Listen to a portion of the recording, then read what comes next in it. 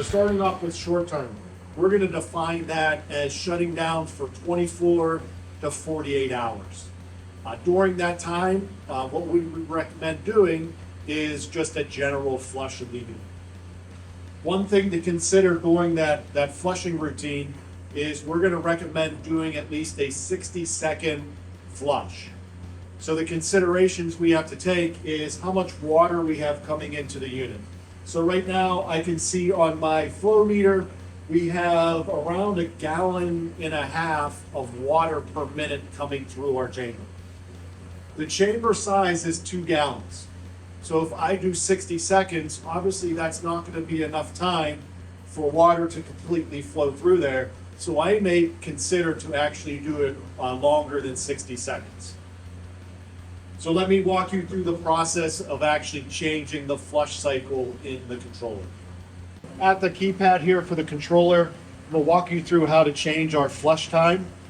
First thing we need to do is hit the menu key, and then I'm actually going to log in. So I'm going to go to user login. In this case, I'm going to log in as the administrator. It's going to prompt me for a password.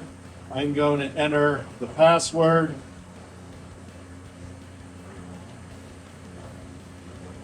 Hit OK to accept the password. And now we want to go down to setup. Once in setup, we want to go into the applications. So I'm going to go to applications. I want to look at the local system. And once I'm in here, I'm just going to cycle down till I get to my flush time.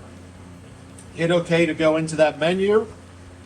By default, your flush is set up for 30 seconds. So I'm going to go down to my set value. And this is where I'm going to put my amount of time I want in here. So by standard, I would say we want a minimum of 60 seconds. So I'm going to put a minute in there. Acknowledge that.